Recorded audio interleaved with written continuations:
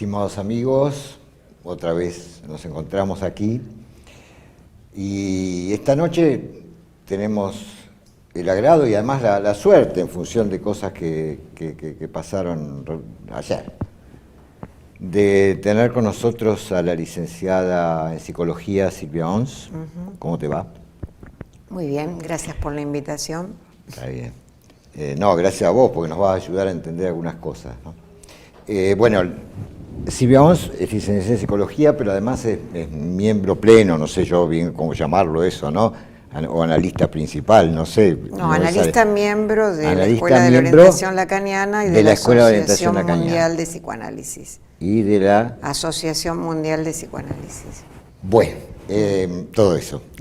Bueno, por supuesto, su tarea es clínica, pero además es una teórica importante del campo de psicoanálisis, con muy buenos conocimientos de filosofía, me consta, y ha publicado en los últimos años una serie de libros que han tenido muchísimo éxito, digamos, muchísimo éxito de ventas, sin por eso vulgarizar ni simplificar, aunque sí transmitir de un modo comprensible algunas cuestiones de psicoanálisis vinculadas con nuestro siglo y con lo que nos está pasando actualmente, ¿no? Esos libros son Violencias, Comunismo Sexual, que después te voy a preguntar qué quiere decir eso, aunque sí, yo un poco lo sé, porque te he leído.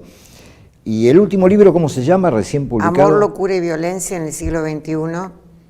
Amor, locura y violencia en el siglo XXI. Editorial Paidós, estos libros.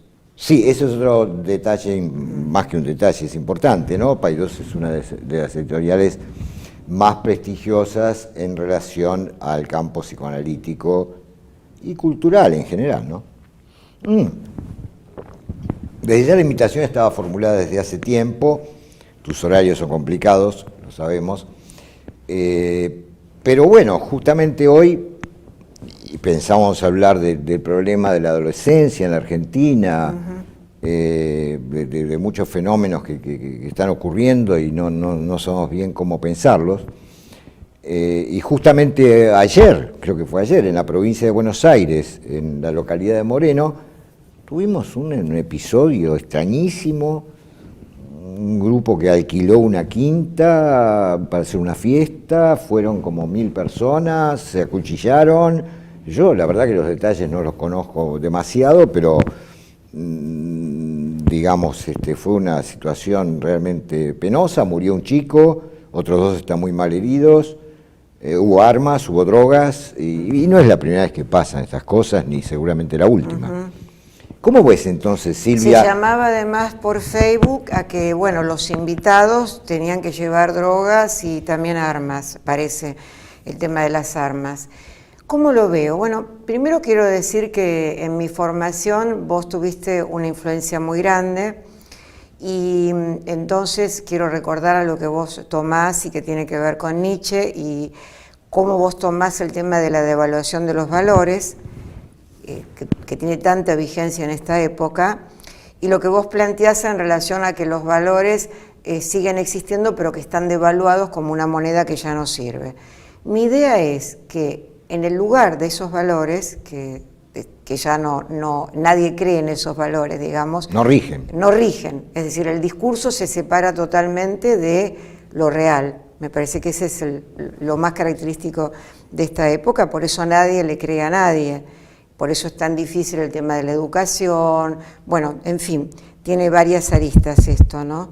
Que el discurso aparece como vacío porque no está anclado a una conducta. Y creo que justamente en el lugar, digamos, donde esos valores ya no están devaluados, lo que aparecen son mandatos epocales, digamos, que tienen que ver con imperativos. Y fundamentalmente los imperativos que más tienen vigencia son los imperativos vinculados con gozar cada vez más, vivir nuevas experiencias, todo lo que tiene que ver con la intensidad. Por ejemplo, en la publicidad de un celular, lo que aparece como algo bueno, como algo atractivo, es hablar ilimitadamente. Pues hablar ilimitadamente en Dante tiene que ver justamente con el castigo infernal. ¿Ah, sí? Sí, es decir que lo ilimitado es el infierno mismo. Y creo que en estas fiestas, justamente del Día de la Primavera, que tiene que ver justamente la primavera con un comienzo, con un inicio, esa fiesta está asignada no con un comienzo, ni con un inicio, ni con lo que florece, sino con la muerte. Y creo que justamente lo que está indicando esa fiesta es algo que ocurre permanentemente, aunque de manera velada. Es decir, que esos imperativos en relación a gozar permanentemente cada vez más y que tienen que ver con lo ilimitado, son imperativos letales. Es decir, que tienen que ver con lo que Freud denominaba la pulsión de muerte.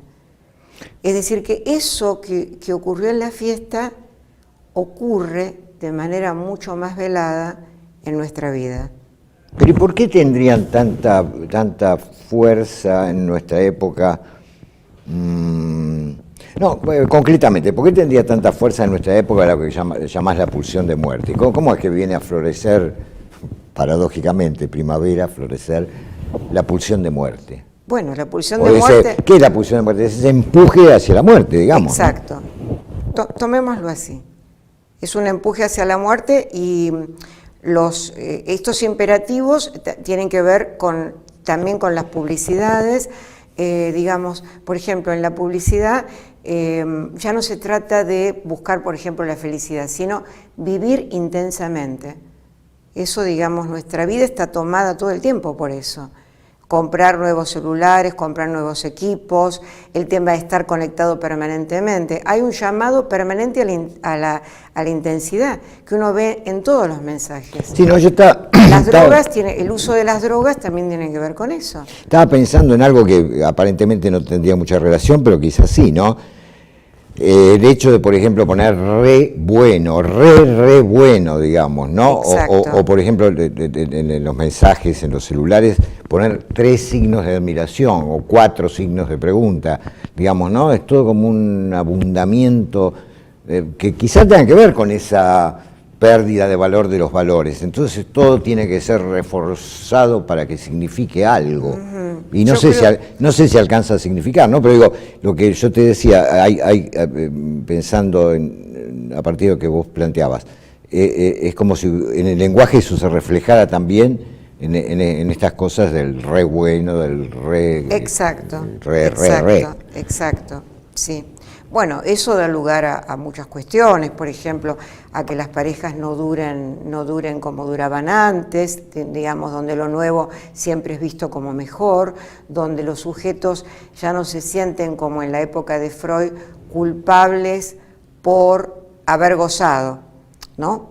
Por haber sentido placer, podríamos decir, ¿no? Freud. Pero entonces vos estás planteando... Sino que es culpable por no gozar lo suficiente, por no vivir más la vida. En ese más, digamos, está en juego la pulsión de muerte. Claro, yo te iba a preguntar... En las fiestas, a ver, ¿qué más? ¿Qué más?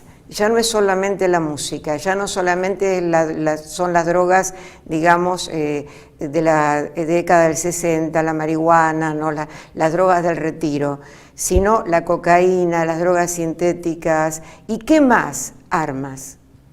O sea, el punto es siempre ¿qué más? Pues sabés que me estaba acordando todo el tiempo, nosotros en el 2000, con Silvia y con otro filósofo, que se llama Roberto Magliano, que estuvo una vez en nuestro programa hace un par de años. Hicimos una investigación, en ese momento financiada por la Universidad Kennedy, sobre el tema del placer y del bien, tomando 3 autores, Platón, Aristóteles y Freud. Sí. Y me acordaba todo el tiempo, en Platón nosotros tomamos el filebo, ¿no? Un diálogo poco trabajado, en general es muy difícil además. Y justamente me acordaba todo el tiempo de ese trabajo que hicimos, de las discusiones que tuvimos y de lo que escribimos. Eso está publicado por Biblos. Sí. De paso, digo, si lo pueden comprar, todavía anda algún ejemplar por allí. Muy bueno ese libro. 2006 se publicó. Y no decía, me acordaba todo el tiempo de que Platón plantea en el Filólogo una cosa bastante parecida a la que estás diciendo ahora vos, ¿no? O sea, en el sentido de que lo que lleva el placer a la ilimitación es el deseo, plantea él, ¿no? Exacto. Y ahí entonces es donde placer y dolor se vuelven, como dice Sócrates en el Fedón, hermanos siameses, ¿no? Por eso Platón, lejos de rechazar el placer, busca aquel tipo de placeres cazaroi, puros, pero puros no en el sentido moral, sino puros en el sentido de que no impliquen necesariamente su transformación en dolor al caer en esa ilimitación, ¿no? Exacto, exacto. Me acordaba todo el tiempo de eso. También cuando habla de los placeres ilimitados en el Filebo, Platón dice que lo ilimitado llega a desconocer el cuerpo mismo.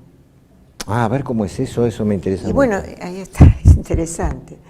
Llega a desconocer el cuerpo mismo, es decir, que el cuerpo mismo no funciona como límite. Es decir, ese más y más y más, ¿no? Sí, sí. Bueno, digamos, hay muchos fenómenos que tienen que ver con eso actualmente. Los nuevos síntomas tienen mucho que ver con eso. Por ejemplo, la bulimia, ¿no? Ajá. Por ejemplo, ¿no? El uso excesivo de drogas. Atentan contra el cuerpo mismo. Y Platón dice que desconocen el cuerpo, ¿no? Es decir, que esta apología que se hace del cuerpo... O sea, son fenómenos del alma, digamos. Claro. Es muy interesante. Yo creo que esta apología que se hace del cuerpo en la actualidad y demás, más bien es muy extenso esto, ¿no? Pero me parece que hay un desconocimiento del cuerpo. Pero bueno, eso daría para otra cuestión, ¿no? Para otro tema. Pero me parece que las fiestas... ¿no? Por otra parte, digo, porque aparentemente la paradoja sería que en una época y una civilización que parece exaltar y hasta, qué sé yo, fetichizar, adorar, etcétera, el cuerpo, en realidad está desconociéndolo. Exacto. No, porque vos sabés que en relación a esto del cuerpo se me ocurrían dos cosas, ¿no? Que sé que vos las has trabajado. Bueno, del cuerpo, de la fiesta, en realidad esto tiene más que ver con la fiesta, ¿no? Que es el tema de la previa adolescente, ¿no? Lo que se llama la previa, acá en Argentina por lo menos, ¿no?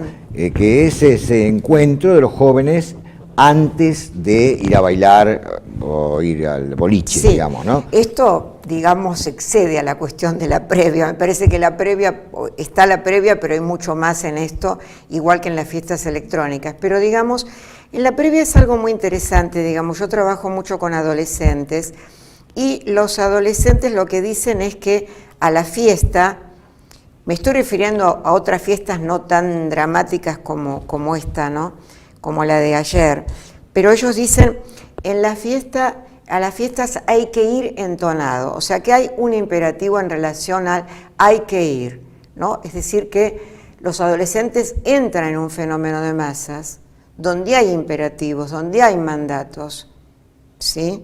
O sea, también hay un control sobre lo que sería la singularidad de cada uno, porque digamos, ¿por qué hay que ir así, ¿no? Es decir, que se está respondiendo a un mandato, hay que ir entonado. El problema es que en la previa, muchas veces, bueno, cuando yo le preguntaba a este joven, ¿por qué? Bueno, si quiero conocer a una chica, digamos, yo me animo mucho más cuando he tomado unas copas. No está mal eso, puede ser, digamos, en la adolescencia, que eso tenga presencia, y no solo en la adolescencia. El problema es que la previa termina consumiéndose en sí misma. Es decir, que no se llega a la fiesta. O sea, no es previa. Claro, termina siendo un fin en sí mismo en el sentido que, por ejemplo, da lugar a desenlaces letales. Hay adolescentes que murieron antes de llegar a la fiesta. Pero sin tampoco llegar al extremo de morir, quedan, digamos, en la previa. Ahora, tenemos que hacer un corte. Bueno. Pero no, si querés completar la idea. Bueno, no, que la pregunta es, digamos, que se dice, bueno, que el adolescente no tiene límites y demás. Yo creo que justamente uno puede cambiar esta visión. Yo creo que el adolescente está limitado en relación a que le faltan recursos por ejemplo, en el caso de este joven, para abordar a una chica sin las drogas. Es decir, que lo que está mostrando es la falta de recursos que tienen los adolescentes. Bien. Y entonces caen en estos fenómenos de masas, ¿no? Dejo para después del corte lo otro que te iba a preguntar, que sé que lo has trabajado también, y que se me vinculó cuando hablaste de la desaparición del cuerpo, o del menosprecio, mejor dicho, del cuerpo, o de exigirle es un rendimiento que no puede dar. Exacto. El otro tema que te iba a preguntar, que es el tema de la pornografía. Bueno, muy bien.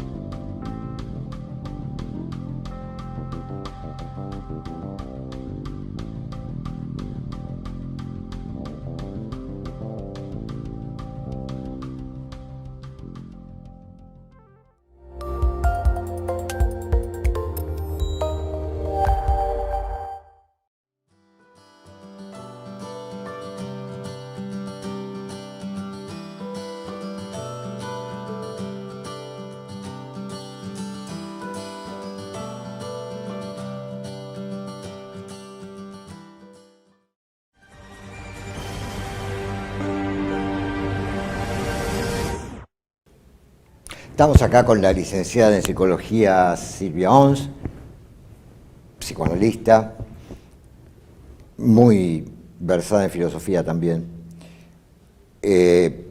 Hablando a propósito de esta nueva fiesta adolescente, fiesta con comillas, ya a esta altura se entenderá que es así, y que seguramente se va a seguir reiterando, digamos, ¿no? Sobre el tema de la adolescencia actual en la Argentina, particularmente en las grandes ciudades, como Buenos Aires, donde estamos situados. Y bueno, te preguntaba recién, Silvia, porque la conversación se fue derivando hacia allí, por la pornografía, porque vos hablaste en un momento de que toda esta... Es decir, claro, es muy raro lo que vos estás planteando, porque se piensa como desenfreno, digamos, todo esto que está sucediendo entre los jóvenes, ¿no?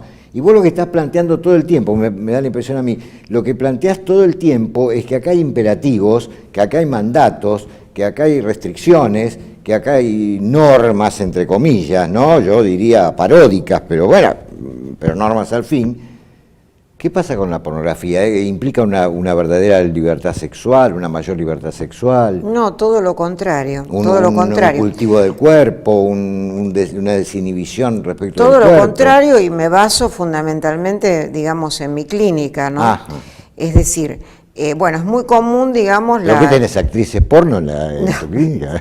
Tengo pacientes adolescentes y adultos que tienen adicción a la pornografía. Bueno... Primeramente que la pornografía, digamos, el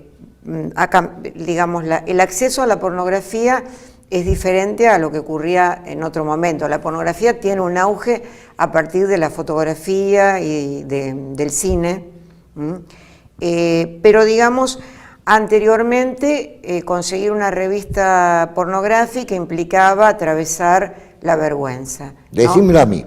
Mira. Yo soy de esa época. Ir al kiosco, digamos, ¿no? Así. ¿Y vos cómo sabés? ¿no? ¿Vos cómo sabés? Y bueno, yo no, la verdad que no tengo ese tipo de... Bueno, lo sabes por tus pacientes. Lo rechazo bastante la cuestión de la pornografía, nunca... Será porque soy mujer y para mí tiene más importancia la palabra y todo eso. Pero, digamos... Pero vos sabés que el otro día escuché una estadística de que en Internet el 93% creo que era de los varones consumen pornografía y un 71% de mujeres. No sé si esa estadística será válida, ¿no? Pero la escuché, vi por televisión, no me acuerdo. Ya. O sea que no es tan como vos decís, pero no, las mujeres, digamos, se han en ese punto adaptado también a...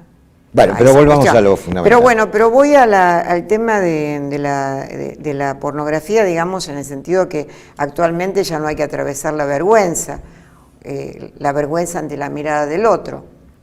Basta el celular, la computadora, es decir, que es de fácil acceso y donde se promueve mucho más el goce solitario, o es decir, por un lado, la promoción de la masturbación, y por otro lado, la pornografía reactiva fantasías que sin la pornografía no se hubiesen despertado, ¿no? A ver, voy a dar un ejemplo. Tengo un paciente que la homosexualidad se desencadena a partir de mirar los blogs. Uno puede decir, estaba desde antes, sí, puede ser, pero yo acá tomo algo que plantea Freud, que es muy interesante. Freud dice, las fantasías de toda persona pueden circular durante el día sin demasiada intensidad, hasta que reciben intensidad de determinadas fuentes. Y yo creo que justamente Internet y la pornografía pueden ser esas fuentes que dan intensidad a fantasías que hubieran pasado, digamos, por alto. Por supuesto que llegar a tener una conducta homosexual ya muestra que hay algo previo, pero de todas maneras... Aristóteles diría que no todo lo que está en potencia deviene acto necesariamente, ¿no? Para decirlo escolásticamente. Exacto. Bueno, pero además el tema de la pornografía, o sea, la pornografía, por un lado, promueve la masturbación y también incita, tiene un carácter de provocación, de incitación, ¿no?, sobre los sujetos, de intrusión, podríamos decir, ¿no? El tema es que el cuerpo pornográfico es un cuerpo que no tiene nada que ver con el cuerpo real. Nada que ver con el cuerpo real. No tiene nada que ver. Creo que es un cuerpo tomado por el capitalismo. Es un cuerpo donde los actores, uno por ejemplo ve la película de Chaplin, Los tiempos modernos, y ve a los obreros trabajando y ve las películas pornográficas y creo que es la misma lógica, es decir, el rendimiento. Muestra a mujeres que están gozando permanentemente, lo cual eso no es real, y muestran hombres que también tienen su pene enorme, digamos, y que tienen la verdad que a veces orgasmos. Bueno, ¿qué pasa? Es impotentizante eso, te digo, claro, ¿no? Para los que no tenemos tantas virtudes. No solamente eso, sino que lo normal en el hombre es la tumescencia, la detumescencia, y lo normal en la mujer es también la palabra de amor.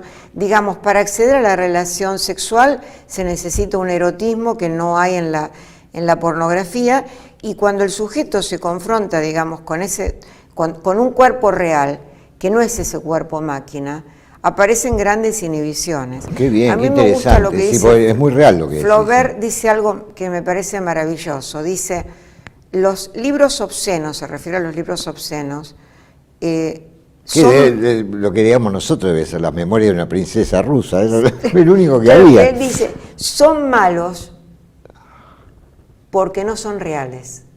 Ajá. Me encanta eso, ¿no? No por eso. Sí, pero es cierto que uno compara ese cuerpo máquina, digamos, ¿no? Con el cuerpo real de una mujer y ahí se produce una suerte de cortocircuito, claro, o dificultad, ¿no? Etcétera, ¿no? Exacto. Pero evidentemente entonces, la pornografía ha incidido y modificado las relaciones amorosas y sexuales. Totalmente, porque los púberes, la manera que empiezan, digamos, es con la pornografía. Y bueno, yo he recibido pacientes que tienen luego grandes inhibiciones. Y luego que la adicción pornográfica, porque la mecánica masturbatoria es muy sencilla, ¿no? Digamos, ¿cómo es eso? Cuando la pornografía da lugar a la mecánica masturbatoria es muy sencilla, en general no falla. El sujeto tiene determinada fantasía, pero cuando se encuentra con un otro real, el otro real quiebra también la dimensión de la fantasía, porque es un otro que no es idéntico a la fantasía previa. La masturbación es un acto de descarga, pero entonces, mientras que el acto sexual es un acto de dar y recibir. Es decir, que por algo se dice, cuando una mujer, se dice en dichos populares, se dice, tiene cara de mal cogida, ¿no? Cuando, bueno, no ha disfrutado de la relación sexual o la neurastenia que planteaba Freud porque no tuvo relaciones sexuales. ¿Pero por qué? Porque se concibe la relación sexual normal, para decirlo de alguna manera, como vitalizante. En cambio, el masturbador, sí, tiene, ya lo describía muy bien Freud, la cara pálida y mortificada, porque es un acto de pura descarga que no tiene que ver con la vitalidad de las relaciones sexuales. Pero Silvia, no volvemos a la pulsión de muerte, en cierta forma. Exacto. Y la maquinaria de la pornografía tiene que ver con esta maquinaria la pulsión de muerte, más y más. y te digo, yo no sé si habrá una relación en eso, ¿no? Pero todo lo que vos vas planteando nos va mostrando paradójicamente, ¿no? Un sujeto cada vez más aislado, digamos, cada vez más solo. Podríamos decir, la fiesta demuestra todo lo contrario. No, la fiesta no demuestra lo contrario porque va cada uno por sí mismo y para sí mismo, y en el mejor de los casos, no contra los otros, pero sí solo para sí. Se ve, los chicos bailan solos, por ejemplo, cada uno por su cuenta, la piba por un lado, el tipo por el otro, dos pibas juntas, pero son contactos también, ¿no? Bailan por un momento juntos, una piba solos, o separados. Claro, solos, pero la soledad quizás no es lo mismo que la singularidad. No, pero yo lo que te iba a preguntar, ¿tiene algo que ver este aislamiento, este encierro, que tiene que ver también con estar todo el tiempo ahí con el celular y qué sé yo, viendo no sé qué? Como yo le digo a mis alumnos, Dios ahí no va a aparecer. ¿Tiene algo que ver este solipsismo, para decirlo filosóficamente, con la pulsión de muerte? ¿Se puede pensar alguna relación ahí? Sí, claro, por supuesto. Porque Freud lo que plantea, digamos, en relación a lo que hace que no prime la pulsión de muerte, porque la pulsión de muerte siempre está, pero no, lo que hace que no prime son las cadenas, son los lazos, ¿no? Igualmente me parece que el eros, podríamos decir. Bueno, claro. La pornografía es la ausencia de eros, ¿no? Porque es la mecánica y la erótica no tiene que ver con la mecánica. Por otro lado, en la pornografía desaparece el velo del pudor. Y al desaparecer el velo del pudor, creo que lo que desaparece es la dimensión más primordial del ser humano. O sea, el pudor, yo considero que no es solamente impuesto por la cultura, para nada. Creo que es difícil hablar de lo natural, ¿no? Pero yo, por ejemplo, observaba mucho a mi nieta cuando tenía pocos meses, que cuando llegaba un extraño, digamos, ella aparecía como pudorosa y aún no hablaba, se sonrojaba. Es decir, que el pudor es un velo, ¿no? Es decir, que cuando se atraviesa el pudor, cuando ya no hay pudor, cuando ya no hay vergüenza, me parece que se está como atravesando lo más natural del ser humano, del cuerpo de la persona, en definitiva. Bueno, creo que estamos en un momento bastante complicado. Creo que la soledad no es lo mismo que la singularidad. Sobre todo cuando la soledad es aislamiento, digamos, claro, ¿no? Y no es algo verdaderamente elegido. Porque cuando hay singularidad, uno nunca está solo, porque tiene recursos propios. Los fenómenos de masa tienen que ver con la pérdida de la singularidad, ¿no? Es decir, que los sujetos vacíos son los que más se adaptan a estos mensajes, vamos a la fiesta, vamos alcoholizados, vamos, ¿no? Me parece que justamente ahora, te digo, porque lamentablemente estamos llegando al final de este programa, pero digo, el fenómeno de masa, decías vos recién, ¿no? ¿Esto hará imprescindible que haya líderes? ¿O los líderes no fueron en su momento sino un reemplazo del Dios muerto o semimuerto, no sé? Porque la verdad que estaba pensando todo el tiempo mientras hablábamos, ¿cuál podría ser la solución? Un comienzo de solución. Y a mí, aunque esto parezca muy loco, se me ocurre que sin religión, por lo menos para la gente común, las grandes masas, no para los elegidos, sí. los elegidos quiere decir los que se han cultivado. Los singulares, los singulares. No, cultivado en un sentido pleno, no solamente instruido. No, pero en fin, entiendo. esto daría para otra charla, ¿no? Pero digo, líder, Dios, algo, porque ¿qué nos puede sacar esta situación? Sí, no sé sí, cómo lo ves vos, qué sé yo, muy sintéticamente. Sí, yo creo que sí. Qué sé yo para mi nieta me parece bárbaro que vaya, por ejemplo, a un colegio parroquial. Pero además de eso, te comentaba antes que me parece increíble, estoy trabajando Dostoyevsky, un libro que se llama Los demonios, y cómo él pronostica esta época, ¿no? Porque dice que a partir de la Ilustración va a desaparecer progresivamente la dimensión de la culpa, ¿no? Que es muy importante la dimensión de la culpa. Pero vos señalabas también cómo reaparece la culpa por el lado de no gozar lo suficiente. Claro.